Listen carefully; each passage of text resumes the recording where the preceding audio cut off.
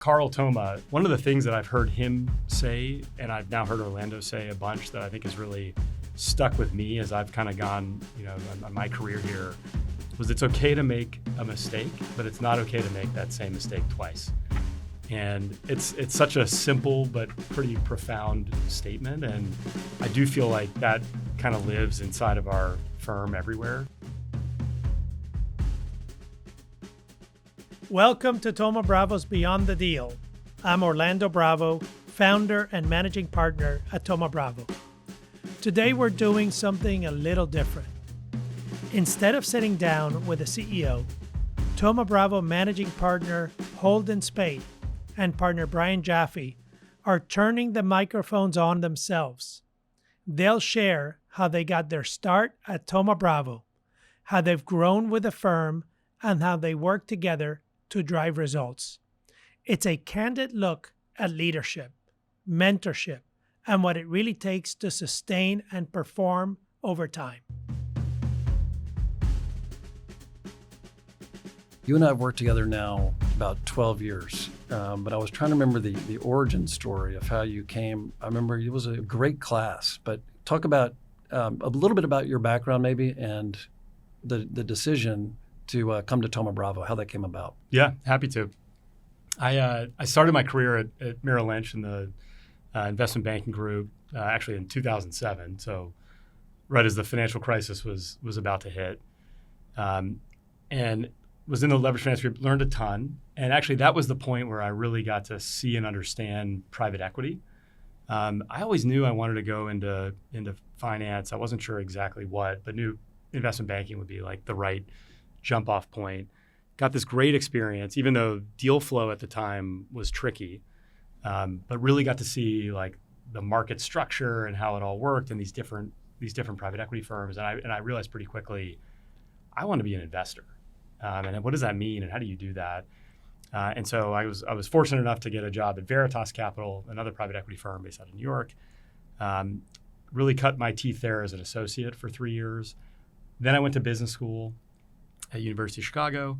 And at that point, I was starting to think about what do I want to do next in this kind of post-MBA role. And I was doing a bunch of networking and actually came across AJ Rohde, one of our partners, and reached out to him cold. And I'll never forget, wow.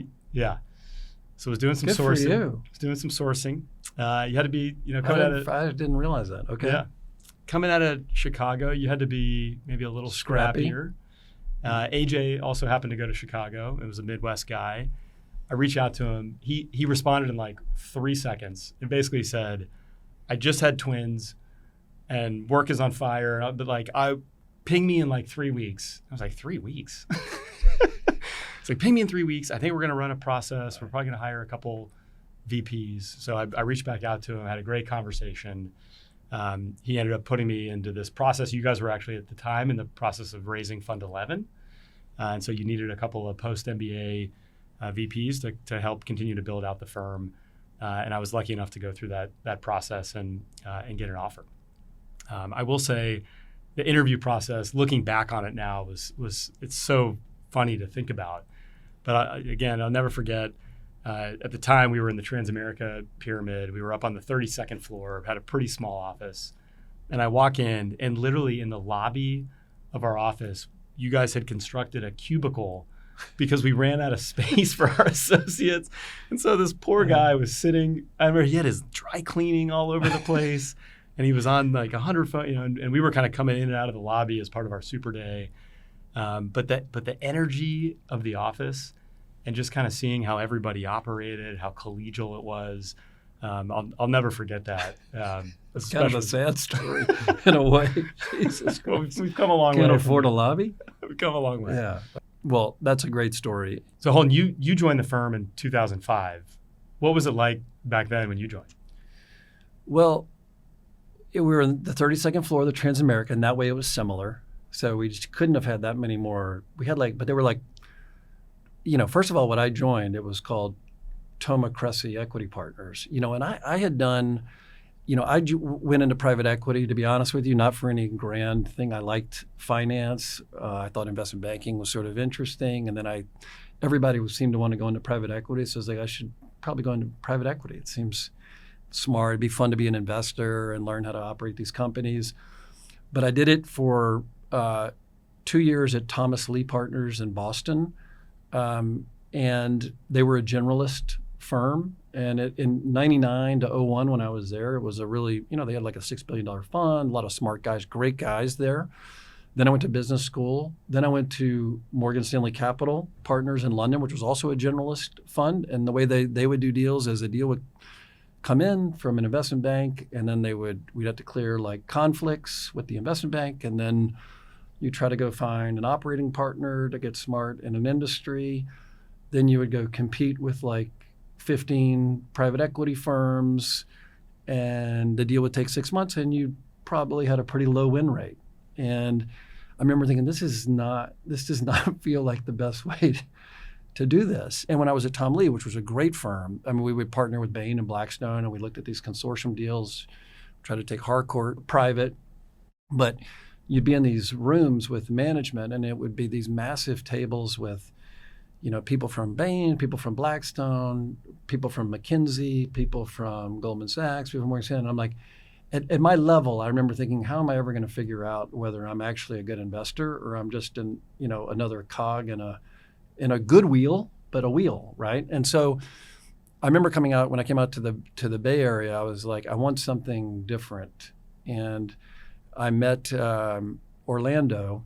I was still on the headhunters, radar. I met Orlando, and at the time, Thoma Bravo was a $550 million fund, and Orlando had done 2 software deals, neither of which had been realized at the time. So it was very early, but he had a thesis around it, and at the time, software was only 30 to 40% of the investing. We did a lot of healthcare deals out of Chicago. There was something about his intensity, and that he had this strategy, and he had found Marcel Bernard, this kind of senior operating partner who's an incredible mentor to all of us in operations. It just felt different.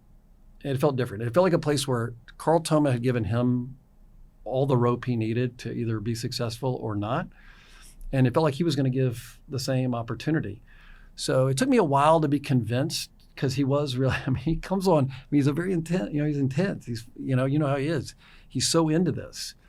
And I think his impression of me was probably, I'm almost thinking there's some analogs between you and me, because he's like, he's calm, he's thoughtful. So I remember our last meeting with him, I could tell by this point I had decided I wanted to do it, and that took a bit. And so I could tell he was still wondering, if I was, I'd been working at these more pedigreed, kind of larger firms with more bureaucracy, and was I going to get on the phone and just start cold calling people and going to trade shows and doing all that stuff all these things that he really espoused.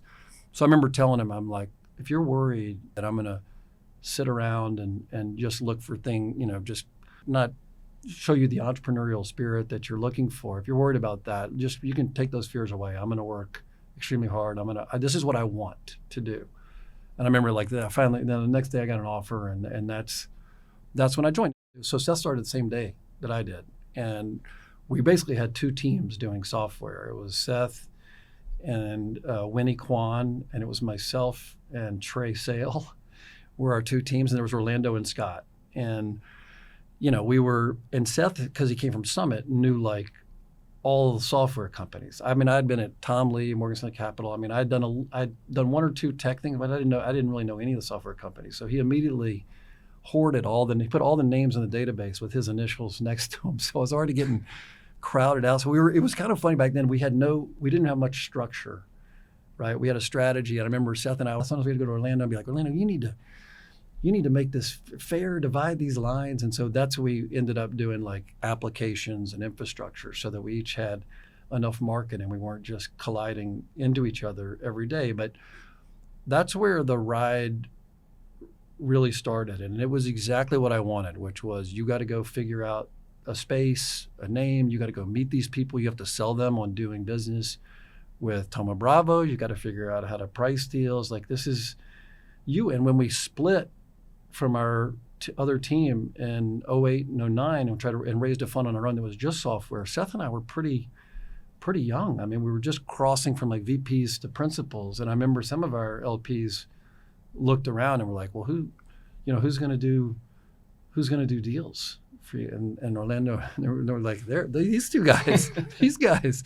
And so all that responsibility came early, which is exactly what I was looking for. But I'm curious to hear about your evolution, because we've really tried hard, as you know, and you're a real leader of our firm now, but we've really tried hard to continue to be kind of nimble and entrepreneurial, and not a lot of you don't have to have like a 200 slide PowerPoint deck to go talk about an investment with a managing partner. We've really tried to maintain that culture of, collegiality, but also entrepreneurial culture. So I'm curious about how you see the firm and your evolution here. No, that's such a cool story. And as I just think about continuing to draw that line, so I show up in 2014, and I had met everybody as part of the process. I come in, and to your point, we're organized into infrastructure and security and applications.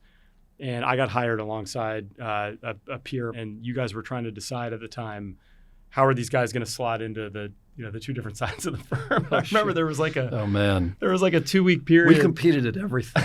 There was this, Seth and I competed at everything. Yeah, go ahead. There's like a 2-week period where I joined, and nope, you guys hadn't really figured it out. And I remember at one point, AJ, who now runs our Discover Fund, he called me, and he was on the road somewhere, and he was like, "What do you want to do? Where do you?" And I'm like, "I just walked in here. I want to do what you guys need me to do. I don't want to." Although looking back on it, I probably should have just been like, "I want to work for you." And I think AJ was my right-hand guy then. That's right. For many years, I mentored him, trained him up, and he was amazing. And and he was in 14.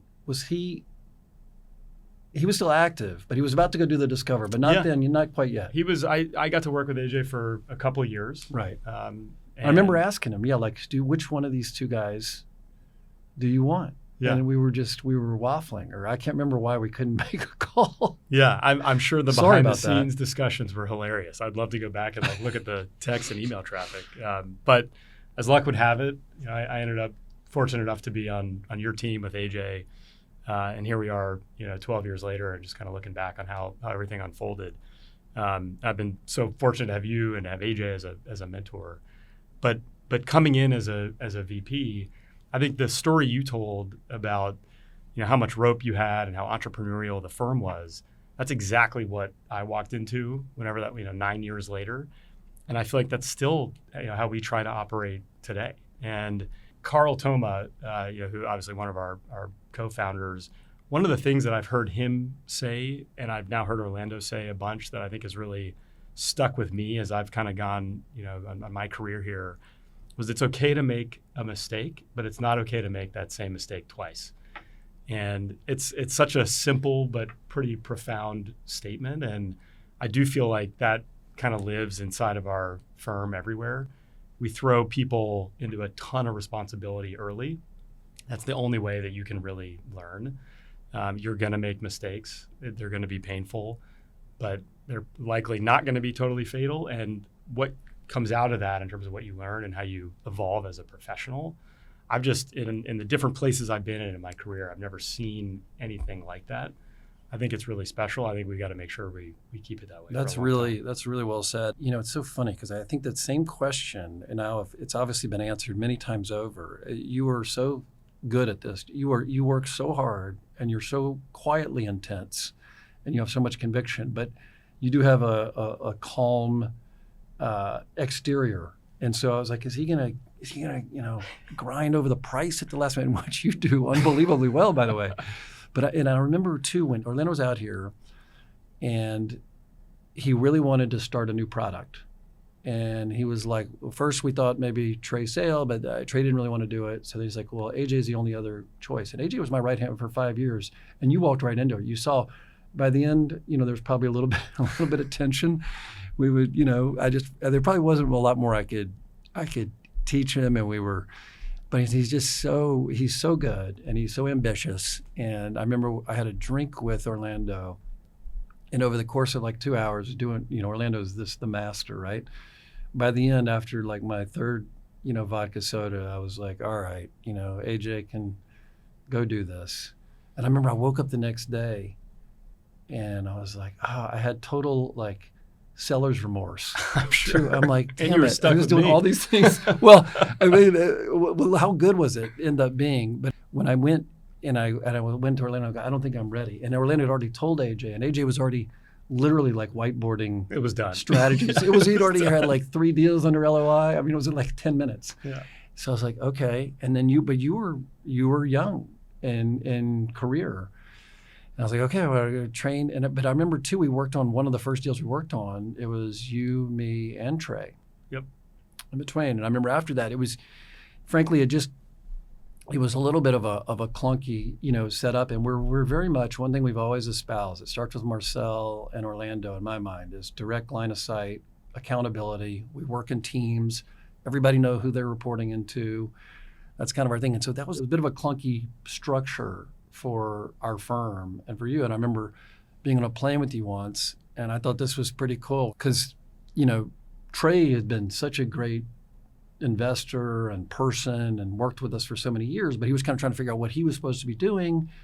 And I remember asking you, I'm like, well, do you want to work with both of us, or would you rather, would you rather just work together? I mean, I had been here a long time and you were new.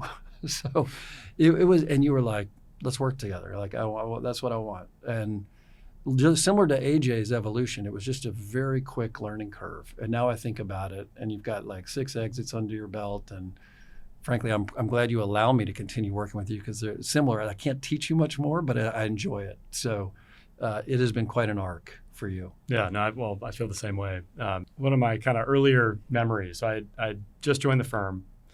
We had gotten sorted out what team I was going to be on, and we got our first deal to work on. And it's basically you, AJ, and me. And this company is in Chicago, so we take, it's like first trip out, somewhere to go have a management meeting and really start to dig in. So we fly out together. And actually, I remember the night before the meeting, there was no like dinner or anything. So the 3 of us went out to dinner and had a great dinner. It was just like, I realized at that point, I saw it in my interview process, but you guys were just great people, obviously incredible investors, but really good people.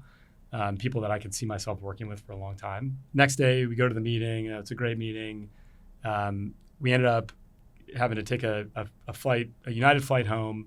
I think back then at VPs, I was in the back of the bus, and you and AJ were up front. And at the time, it was kind of towards the end of you guys working together. And so I think, AJ wasn't shy in sharing his thoughts in probably a really direct way. And I think you guys have been really going at it about the merits of the deal, whether it was interesting or not. And at this point, like back then, there's basically no Wi-Fi in these planes. I'm just sitting back there. I'm probably like working and trying to figure out what's going on. So we land. You guys get off the plane first. You wait for me in the terminal. I come out like 10 minutes later from the back. It's 10 o'clock. You both have your laptops open in the United terminal at SFO. And you're like, cranking on stuff and kind of like bickering with each other about the deal. And then I come in, and he's just like, where have you been? And I realized, I'm like, what? My first question I started to ask myself was like, what did I just get myself into? But then I realized how special that relationship was that you guys had. Yeah. And it was such a good moment of like, wow, but I just loved how in it you guys were, Yeah. and how you worked together. And I feel like hopefully I've been able to carry that on. More than carried it forward, but it is funny. I used to at that point in our relationship, AJ can get so much done in such a short period of time that it's almost annoying. Like, I'm like, how does he? Because I remember when United, you remember they bring out like the ice cream and all those great treats in the beginning. And for the first 2 hours of most of those flights, he would watch a movie. And for some reason that drove me crazy. I'd always be like looking to see if he was, I'm like, why isn't he working? I learned to always sit behind you at the plane. I used to get annoyed by the weirdest things. I mean, nothing to do with anything. But yeah. Well, Brian, thanks so much for sharing. It's fun fun walk down memory lane. It's been great to have you on board, and thanks for sharing. Thanks for sharing those insights and a little bit of your own personal experience in the history of your arc here at Thoma Bravo. Thank you. It was super fun. We got to get back to work. Listen to Thoma Bravo's Beyond the Deal Season 4 on Spotify, Apple Podcasts, YouTube, or wherever you get your podcasts.